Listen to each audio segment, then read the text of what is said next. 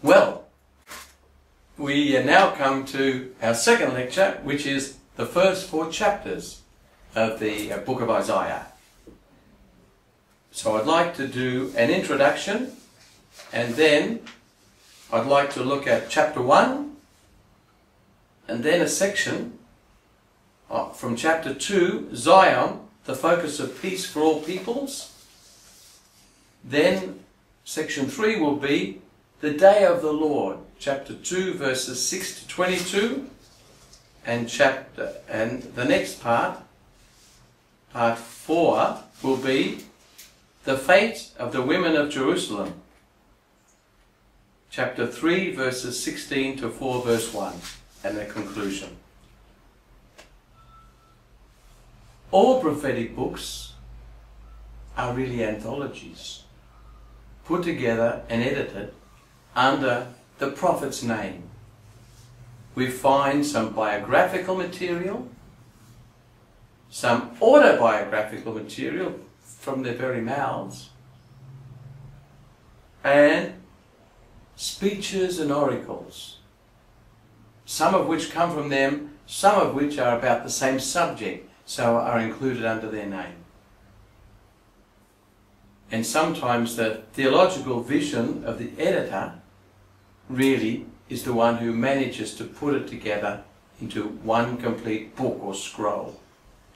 Now if we look at Isaiah chapters 1 to 39, which we say comes a lot of it from the time of Isaiah himself, we find 3 sections which clearly go back to the prophet and the crisis, 743 to 701 BC, with the Assyrians threatening to invade twice.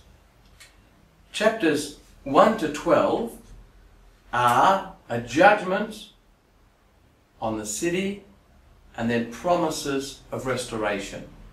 Clearly that time when the city is threatened by Assyria.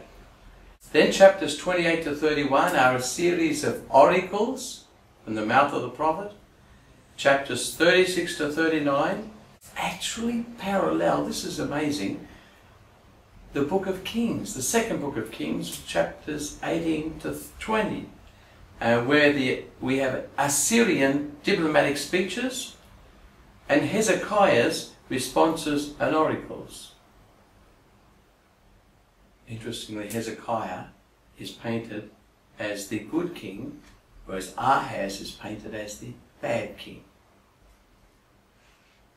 Now we have within these first 39 chapters another 3 groupings.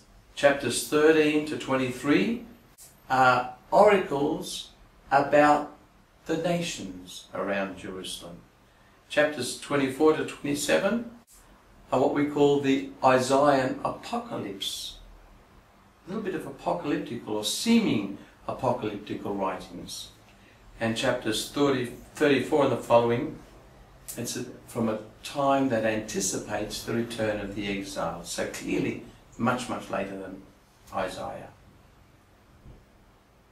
In this lecture, we're going to look at some units then within chapters 1 to 4. And the first one is the glorious chapter 1. I remember when I first studied this, I was enraptured by the prophets. And it is a wonderful chapter. It is it's the ideal place to begin. It's probably a series of his oracles.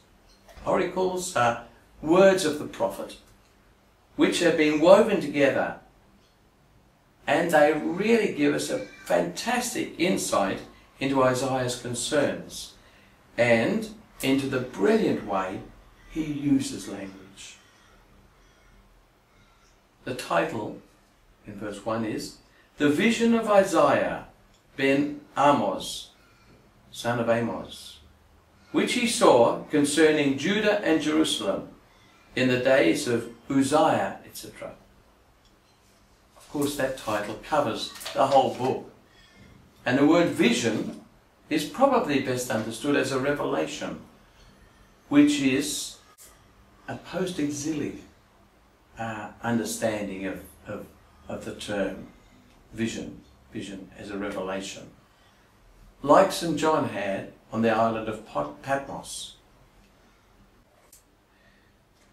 Then we move on. Listen, you heavens, earth attend. Yahweh is speaking. I reared sons, I brought them up, but they have rebelled against me.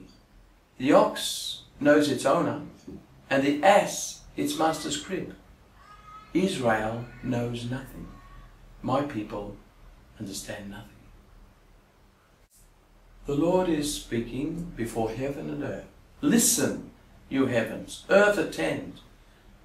The Lord is speaking before the whole of creation, bemoaning the fact that even though he tenderly raised Israel as his dear son, Israel has rebelled against him.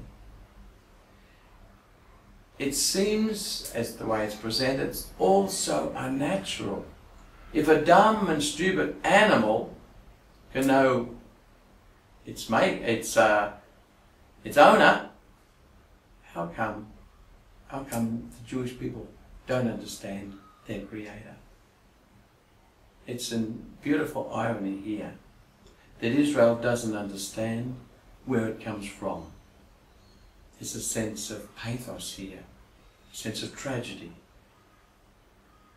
In passing, we might note that the ox and the ass have suggested to Francis of Assisi the familiar scene of the Christmas crib, which Francis used for the first time in 1223. And then comes a strong diatribe against liturgy, public worship, especially the practice of offering sacrifices. What are your endless sacrifices to me, says Yahweh? I'm sick of holocausts of rams and the fat of calves. New moons, Sabbaths, assemblies, I can't endure festival and solemnity. When you stretch out your hands, I turn away. Your hands are covered with blood. Wash them. Make yourselves clean. You've got to read the whole passage. This is common sort of preaching in the 8th century BC.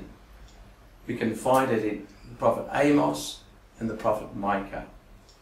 This diatribe is addressed to rulers who are characterized as coming from Sodom and Gomorrah.